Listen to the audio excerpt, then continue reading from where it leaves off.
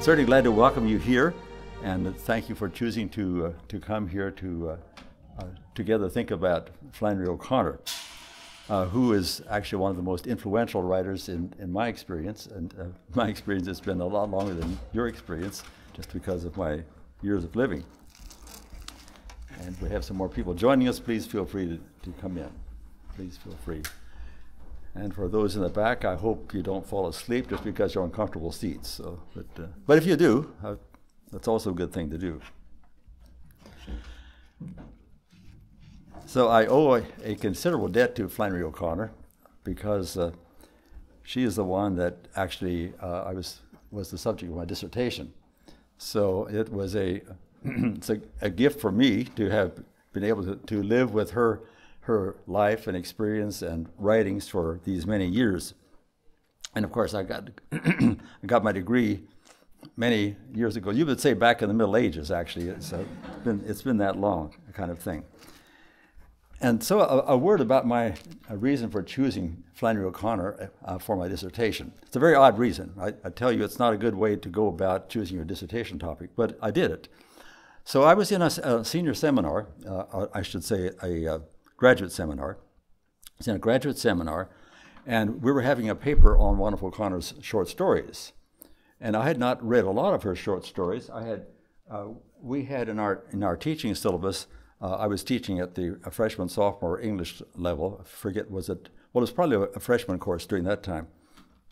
And we'd used the book 3 by Flannery O'Connor, and it had 2 of her novels, Wise Blood and The Violent Buried Away. I think we only used Wise Blood, which is her first novel, and then some stories from A Good Man Is Hard to Find. And so I knew some of her and had taught some. And this paper, I thought, on Flannery O'Connor was really very bad. It was just an incredible misinterpretation of her work, in my judgment. So I thought, this sounds really self-centered, but I thought, I think I can do better than that. and that really was the kind of moment that went on. I'm going to write, I think, on Flannery O'Connor, and I did. But that was a long time after, or quite a while after that. So it's not necessarily the best of reasons, but it is actually a true story about that.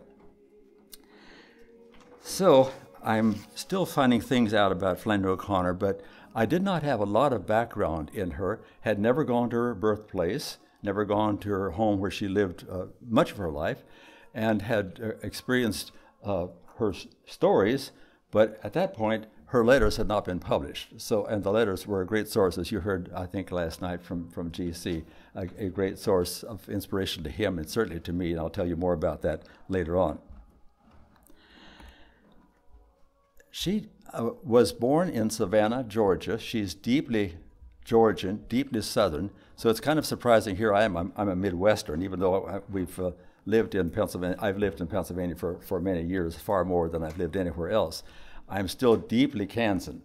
So here I am, a Kansan, and at that point at the University of Kansas in eastern Kansas, and I'm planning to write about a Southern writer. Not only that, she is deeply Catholic, and I am deeply Mennonite, deeply Anabaptist. So there are a lot of disjunctions and disparities between that. But it's her life was nonetheless very important to me, and her writings even more so. In her last public speech in 1963, she said, "The things we see, hear, smell, touch affect us long before we believe anything at all."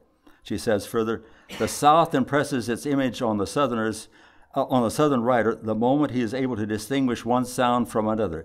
He takes it in through the 2 ears and hears it again in his own time. The Southern writer's greatest tie with the South is through his ears." The greatest tie of the Southern writer is through his ears. So the importance of hearing, and she heard very, very well. For those of you who read some of O'Connor, you'll know that her dialogue is just absolutely amazing. She has an amazing ear for dialogue and is able to do that so well. So I will later focus on some of the important things from her letters, which is actually going to be the major focus of what I'm going to be reading about in a little bit. O'Connor did not carry her Christianity on her sleeve. Although she was deeply, deeply a believer, she did not carry that Christianity on her sleeve, but we hear more about it in her letters than we do, at least in any direct way, in her novels and short stories. When I wrote my dissertation, I had not the benefit of some of the later things that we have, like, for example, a book of reviews called The Presence of Grace, a book of her book reviews that came out later. I did have the complete short stories, which was extraordinarily helpful to me. And then later, a book that I'm going to be focusing on, I'll tell you more about that, The Letters of Flannery O'Connor, called The Habit of Being, edited by Sally Fitzgerald, a wonderful addition to the works. So a little bit of a sketch about her life. Mary Flannery O'Connor was born, as I've suggested already, in Savannah, Georgia, and lived for the first number of years in Savannah. Her parents were Regina Klein O'Connor. Her mother was from a long family of Kleins, a very proud and rather prosperous family, and her father was Edward O'Connor. They were both from Irish Catholic background, as you might guess from the name, and I'll say a word more about that in a little bit. In 1937, when Mary Flannery, as she was known then, growing up she was known as Mary Flannery. Now we only refer to her as Flannery O'Connor, but when she was growing up it was Mary Flannery. When she was 12 years old in 1937, a whitish spot appeared on her father's forehead. This is written by a man by the name of Gooch, who's a biographer. And it was the first visible sign of a disease that was going to be very serious in Edward O'Connor's life. It was the disease lupus, L-U-P-U-S. Some of you may know lupus.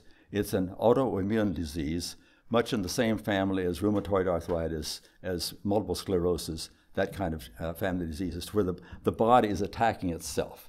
The system is turned in on itself.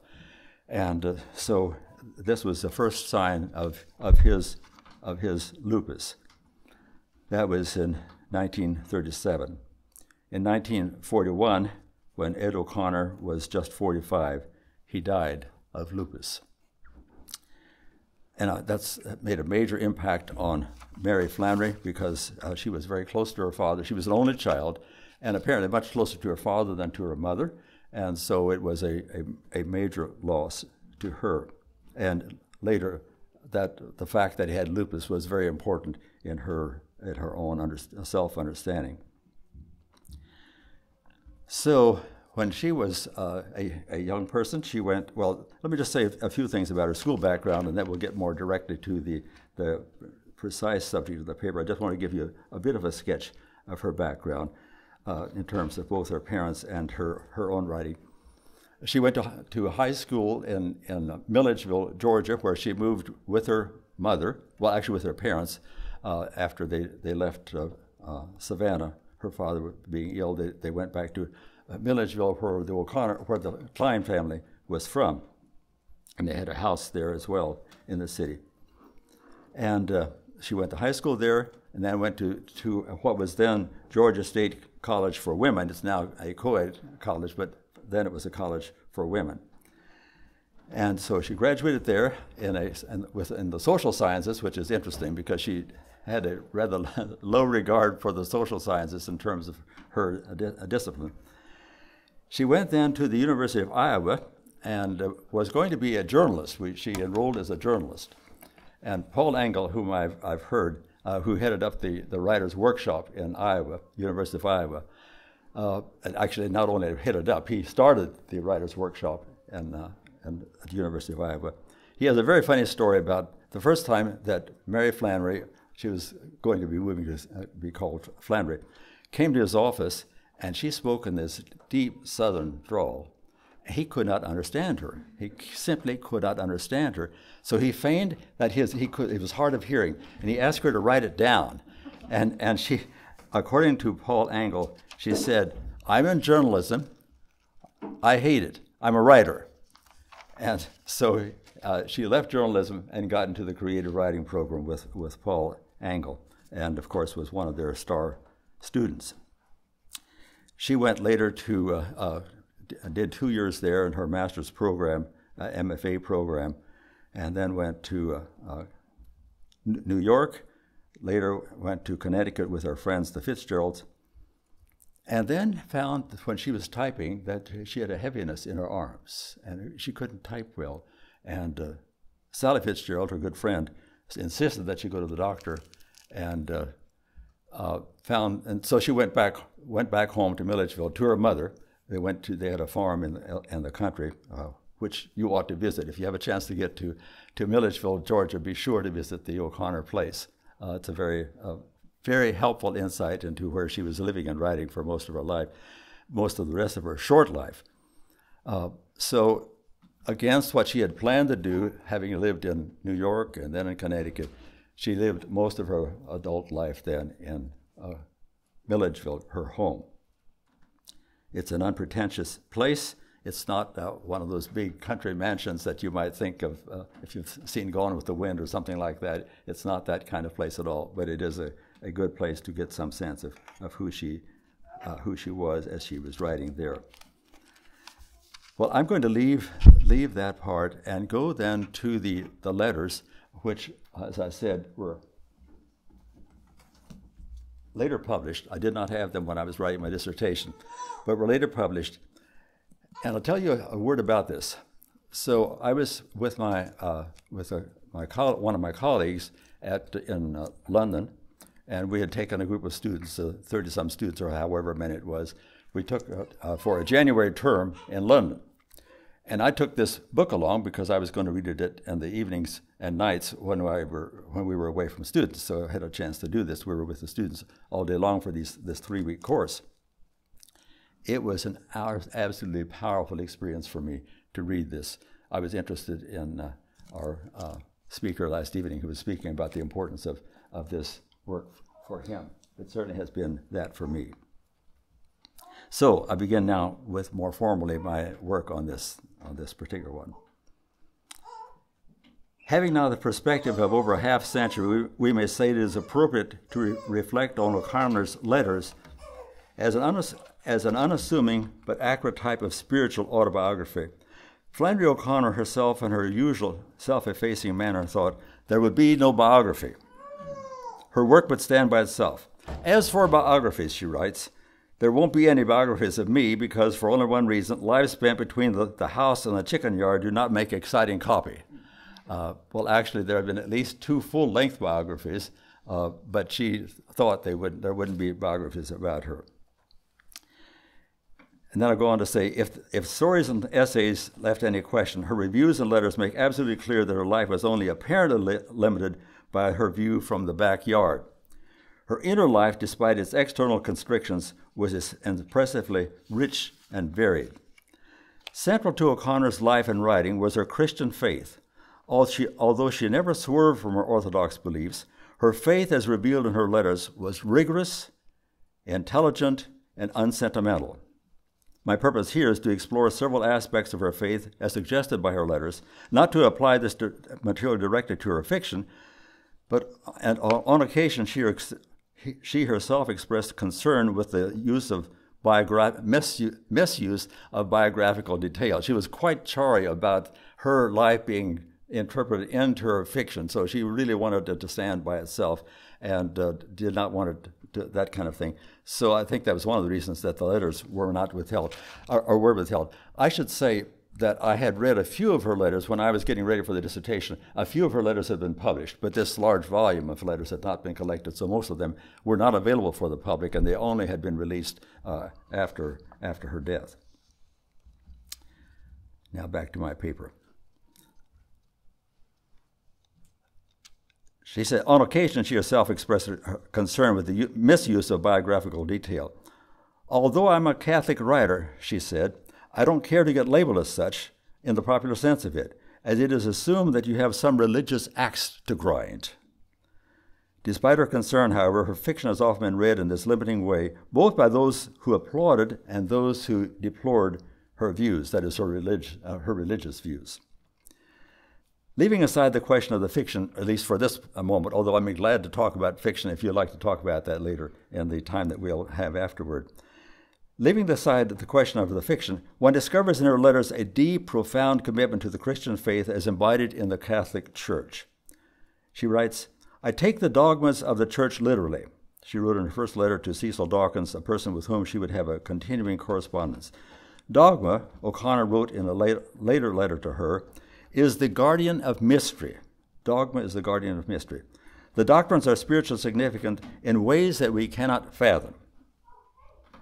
O'Connor recognized that many, including some of her correspondents, viewed the Christian faith as being restrictive to her life as a writer, and I think that's true nowadays as well. And it's not the view of many of you who are here, I think, but it is certainly the view of many in our larger world.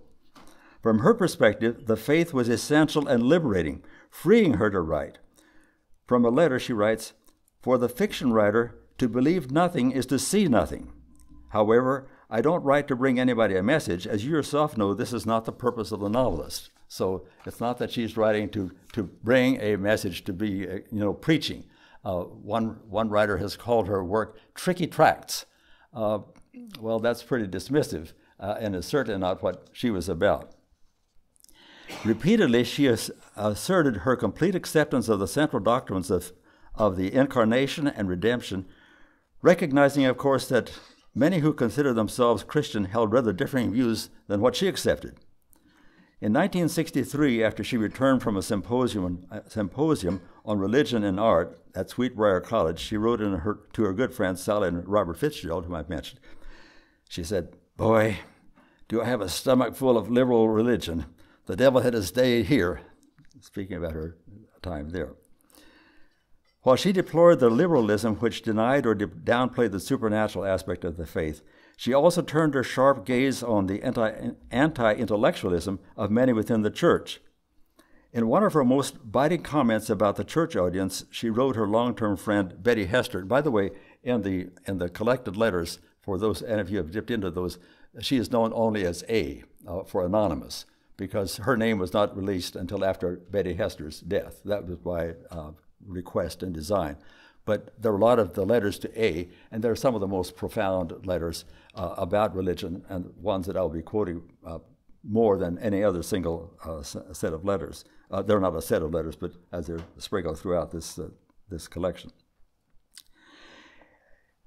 So back to this statement to Betty Hester, as we now know her. She writes, "I also told them that the average Catholic reader was a militant moron," in capital M. A militant moron. In a lighter vein, she writes a priest friend about Bernard Malamud's stories, quoting with approbation someone who said, "The reason the Jews are ahead of Catholics in every intellectual pursuit is very simple. They have more brains." In her letters, then, Flannery O'Connor emerged as one who accepts church dogma wholeheartedly, but one who also has no patience with intellectual laziness or thoughtless credulity. In fact, mindless believers brought disrepute to the church, as she said. As she said in another letter, "I think that the reason such Catholics are so repulsive is that they really don't have faith, but a kind of false certainty. They operate by the slide rule, and the church for them is not a body of Christ, but the poor man's insurance system. It's never hard for them to believe because actually they never think about it." Pretty sharp words about the Catholic Church. We can probably make application in our own context, however it seems appropriate. Nor did the clergy escape unscathed from her biting wit.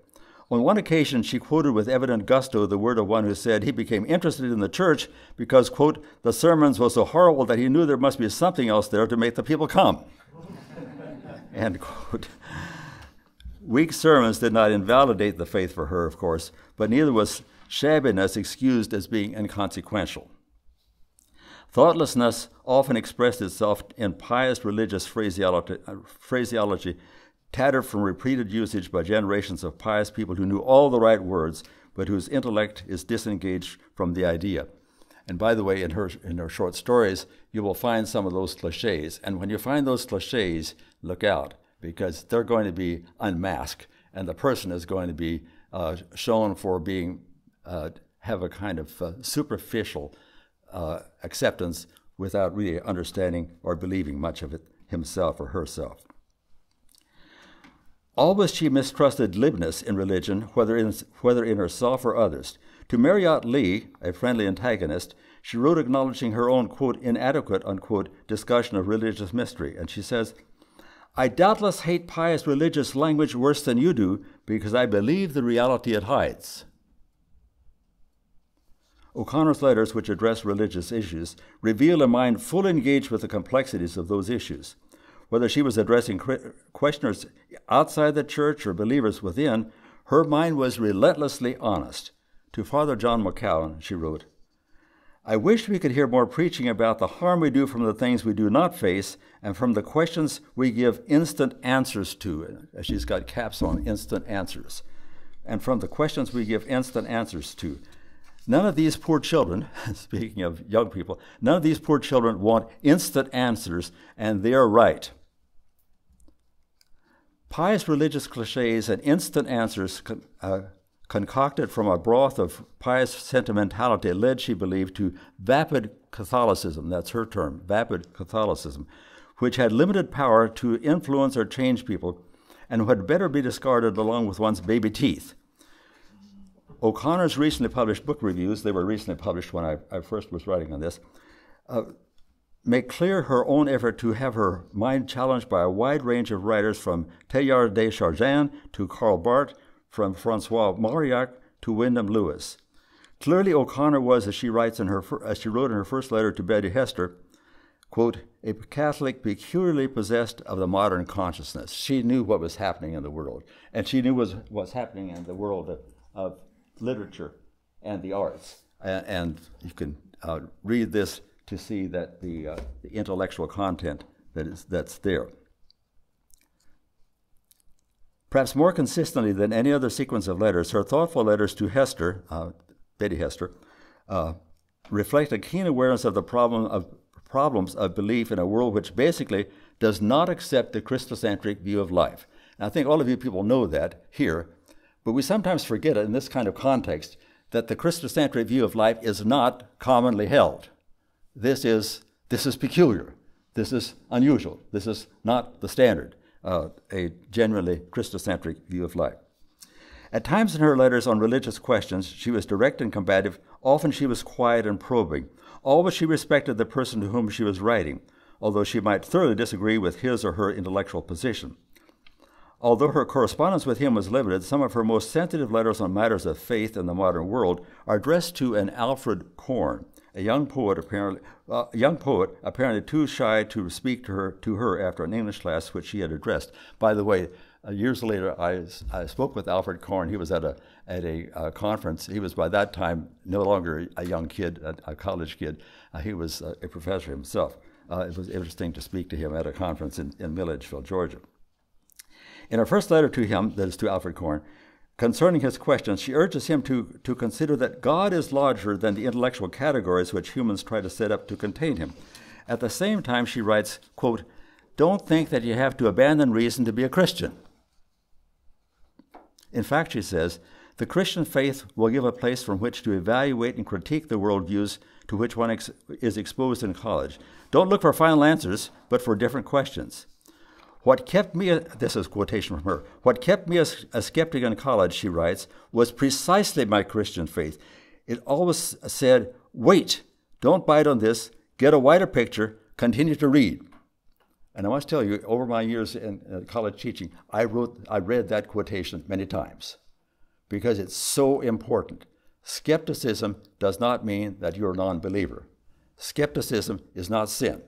Skepticism means that you're honest, you're facing questions. It always said, wait, don't bite on this, get a wider picture, continue to read.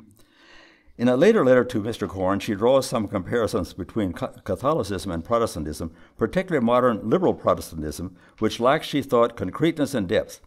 After briefly articulating her own belief in God's revelation through Jesus, the Church, and the Eucharist, she says, to believe all of this, I don't take any leap into the absurd. I find it reasonable to believe, although some of these beliefs are beyond reason. An interesting paradox, isn't it? I find it reasonable to believe, even though some of these beliefs are beyond reason.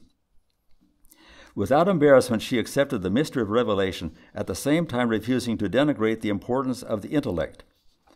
Although O'Connor never appeared to be preoccupied with doubts, she empathized deeply with those who struggle between the demands of modern consciousness and the awful mystery of the supernatural revelation. Those questions were not resolved.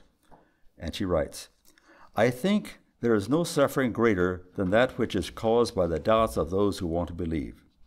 I know what this torment is, but I can only see it, in myself anyway, as the process by which faith is deepened.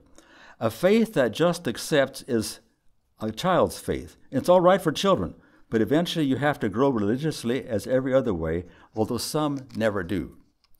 And I remember an evangelist and teacher and professor and a college president eventually, Myron Augsburger, saying that many people go to college and have a Sunday school faith and they never grow beyond that Sunday school understanding.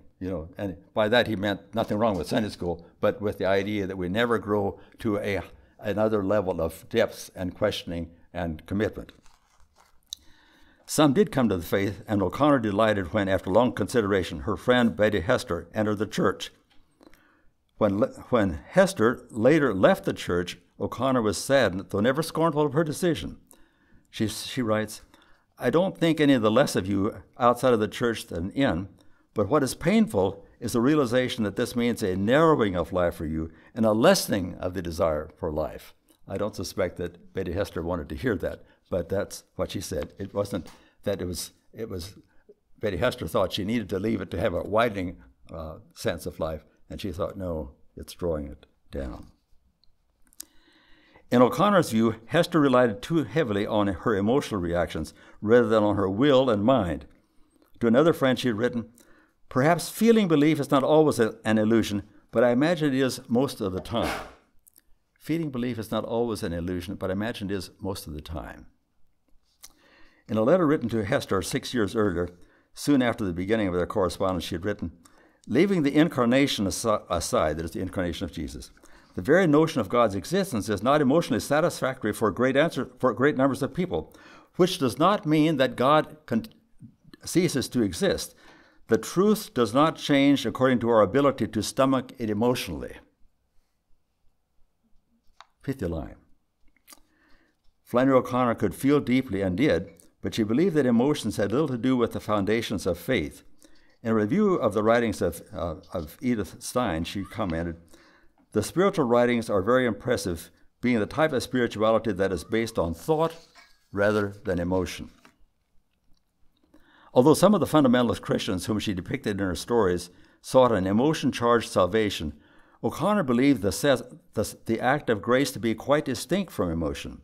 To a Protestant friend, Dr. Ted Spivey, who was also a professor, she wrote, we, that is Catholics, we Catholics don't believe that grace is something you have to feel. The Catholic always mistrusts his emotional reaction to the sacraments. And then what she is meaning is, grace is not emotion, nor is emotion even any particular evidence of God's grace. And that's probably important for Protestants and Anabaptists even to hear. In both her fiction and her letters, grace is a major theme. It was a major theme that I came to again and again and again in my life and in my teaching. Let's see where I am here. Grace is a major theme. O'Connor uses the term in at least two major senses. The one is grace as mediated through the church, specifically through the sacraments, a concept not familiar to many Protestants. Grace in this sense results from one's regular, disciplined response to the requirements of the church. And I'll just interject here, I did not know it then, but when Flannery O'Connor was at Iowa, she went to the chapel there and received the Eucharist every day when she could. She was regularly going to Mass. So she really believed deeply in this. And I think for many of us Protestants, including myself, don't fully understand that aspect of it. But I do also believe, and this is a footnote thrown in free, I do also believe that receiving Holy Communion is far more than just a bit of juice and a bit of bread. It's far more. It has a deep, deep meaning. And I believe that very deeply. And I think sometimes we in the low church tradition of which we are a part of, most of us, if not all, we don't have that high sense of the importance of the Eucharist, the communion. Back to this, and I'll quit meddling. On the other hand, grace may come through the sudden, even violent incursion of the supernatural into the natural world. Grace may come through the sudden, even violent incursion of the supernatural into the natural world. Grace in this same way may seem, in this sense, may seem harsh and even overwhelming. To Betty Hester, O'Connor wrote this notion, she was writing about Richard Chase's book, this notion that grace is healing omits the fact that before it heals, it cuts with a sword Jesus said he came to bring. Certainly in her stories, grace often comes with violence. A charging bull in a pasture. A criminal threatening an old woman with a cocked pistol. Harsh fingers of a mad girl in a woman's soft neck. Those are three different stories.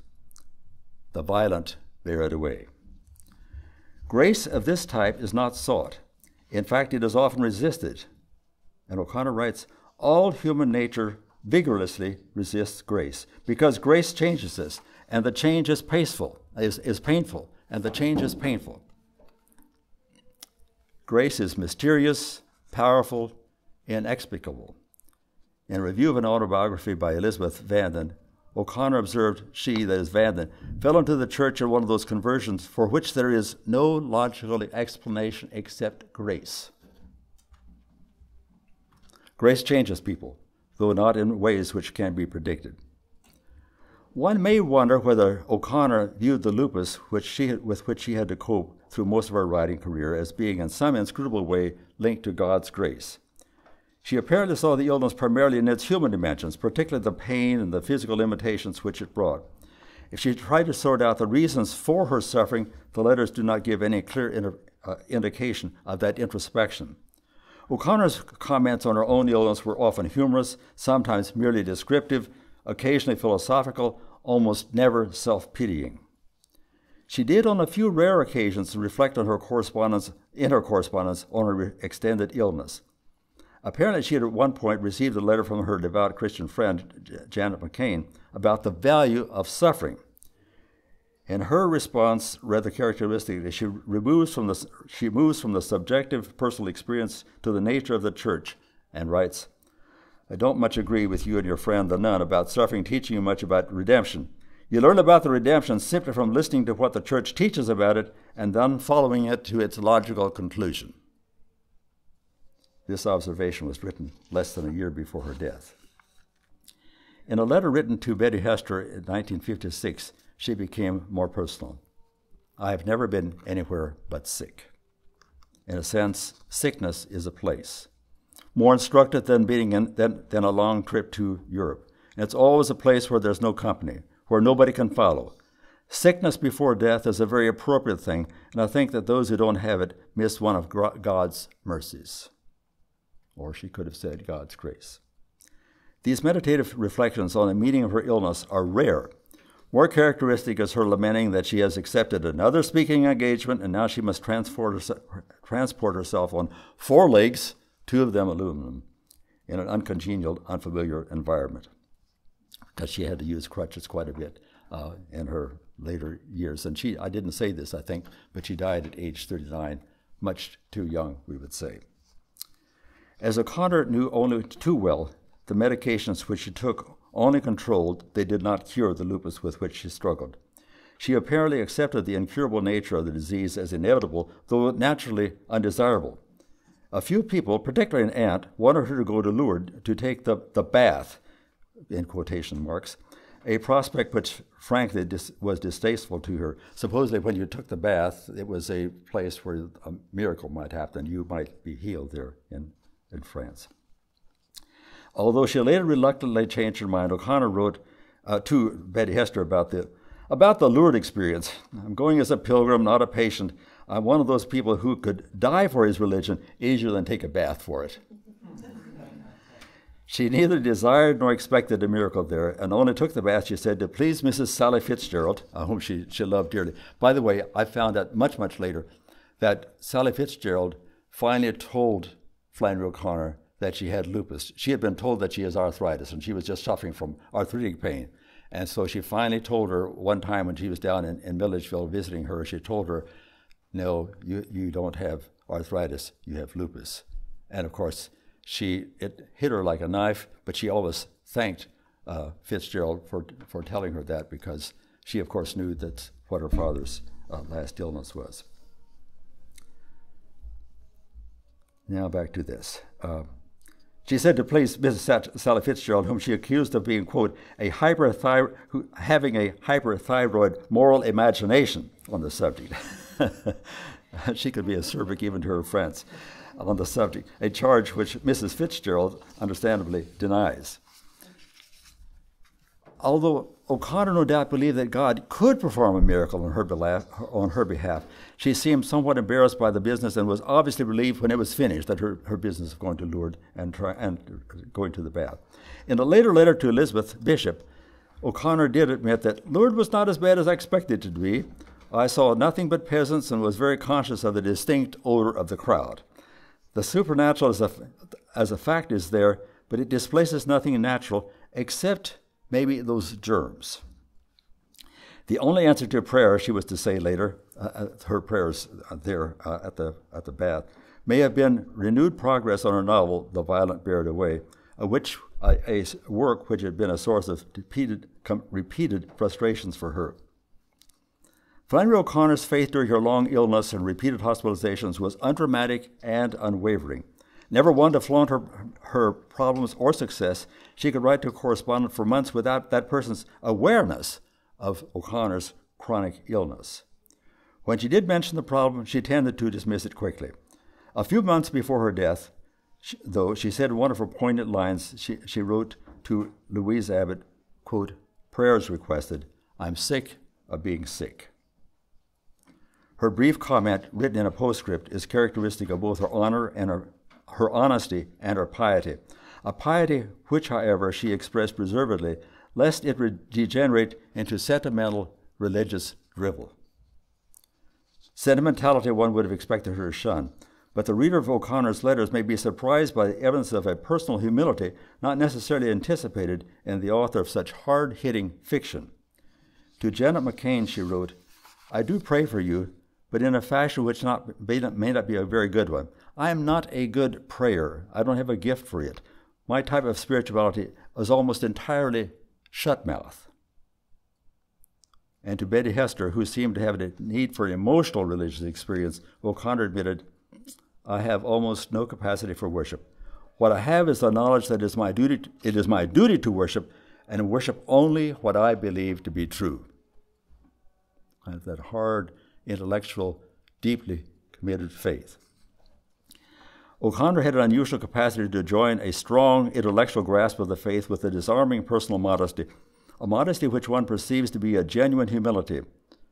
My mind is usually at ease, she would write on another occasion, but my sensibility is seldom so. Smugness is the great Catholic sin, she writes caps, great Catholic sin. Smugness is the great Catholic sin. While believing with all her strength in the truth of faith, she fought the temptation to become overly confident and self-satisfied. With remarkable insight, she wrote to Betty Hester, I know well enough that it, that is her writing, is not a defense of faith which don't need it, but a defense of myself which does. One discovers in O'Connor's letters a woman who was orthodox in her belief, yet never glib in her proclamations of belief, a woman whose faith was intellectually tough, yet one who respected others with differing views, even those she challenged sharply. Her religious views are epitomized for me in a letter to Louise Abbott. What people don't realize, and this is from her letter, what people don't realize is how much religion costs. They think faith is a big electric blanket, when of course it is the cross. It's much harder to believe than not to believe. You must at least do this. Keep an open mind. Keep it open toward faith. Keep wanting it. Keep asking for it. And leave the rest to God. Those lines I often also quoted to students. You must keep an open mind. Keep it open to God. And leave the rest to God. So firm in her commitments, so unostentatious in her words and practice, Flannery O'Connor's unplanned achievement in her letters is to make that invitation credible. And I want to conclude, that actually concludes the formal paper, but I want to conclude my part of the conversation, and then we're free to have conversation together, with a few prayers from her prayer journal, which were published a few years ago. Absolutely stunning to me. This was from her journal written when she was in graduate school. I had no idea.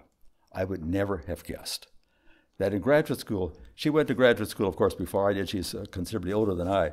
But when both of us went, graduate school, she went to Iowa, I went to Kansas. But it's an aggressive liberal place, an aggressive secular place, aggressively, at least openly, non-religious. To think of her as writing these letters in her, or writing these prayers in her journal, I'm just going to read a couple of them, was absolutely stunning. A revelation, in some ways, on par with the one I read, what I've been reading from her letters in that collection. Now from this. This is written in her first year in graduate school. And I want to start with a different one than that one. Sorry. Here we are. She writes, "Dear God, I cannot love thee the way I want to. You are the slim crescent of a moon that I see, and myself as the earth's shadow that keeps me from seeing all the moon. The crescent is very beautiful, and perhaps that's all one like I should or could see. But what I'm afraid of, dear God, is that my self-shadow will grow so large that it blocks the whole moon, and that I will judge myself by the shadow that is nothing. I do not know you, God, because I'm in the way. Please help me to push myself aside." I could not have guessed that from her writings. And of course, when she wrote this was long before she wrote most of the letters that I've quoted. Here is another one in graduate school. Some of you know the struggles and strife in graduate school. You wonder sometimes, am I qualified for this? Can I make it? Those kinds of doubts. She writes, "Dear God, I'm so discouraged about my work. I have the feeling of discouragement, that is, I realize I don't know what I realize. Please help me, dear God, to be a good writer and to get something else accepted." She is talking about getting stories accepted for publication. And then another day she writes, "Dear God, tonight is not disappointing because you have given me a story. Don't let me ever think, dear God, that I can do anything but be an instrument for your story." And again, reading her short stories, you can't imagine that kind of self-reflective kind of person at the back of those stories, or at least the early. Somebody has called these, I read a review of these letters, these early letters, and called them adolescent. I think that's totally uncharitable and inaccurate, because I think they're deeply honest and deeply adult, not adolescent full. But I understand what is meant by that, because it doesn't sound like her other writings in that sense. It's a person who is beginning these struggles. She says, "This evening I picture myself theoretically at age 70 saying, 'It's done, it's finished, it is what it is,' and being no nearer than I am. This moral turpitude at 70 won't be tolerable." Of course, she didn't even come close to reaching that age. And that's poignant, too, because she, at that time, had, of course, no knowledge of her own illness, which was probably already at work in her body, one of those diseases that is long-term often. One more I read. She wrote, "I must write down that I am to be an artist. Not in the sense of aesthetic frippery, but in the sense of aesthetic craftsmanship. Otherwise I will feel my loneliness continually, like this today. The word craftsmanship takes care of the work angle, and the work aesthetic, the truth angle. It will be a life struggle with no consummation. When something is finished, it cannot be possessed. Nothing can be possessed but the struggle." And I skip a few lines. I do not want to be lonely all my life, but people only make us lonelier by reminding us of God. Dear God, please help me to be an artist. Please let me lead it to you. Let it lead me to you. So I offer that. As I said, it was a powerful reading for me, having known her for many years and having never guessed when she was a graduate student the kind of thing that she was already reflecting on and that we had no knowledge of, at least most of us. William Sessions, who knew her for many years and collected that journal, of course, had known about it for a long time. Again, I might just say as a postscript, I'm never quite sure about some of these things that are published after a person's death.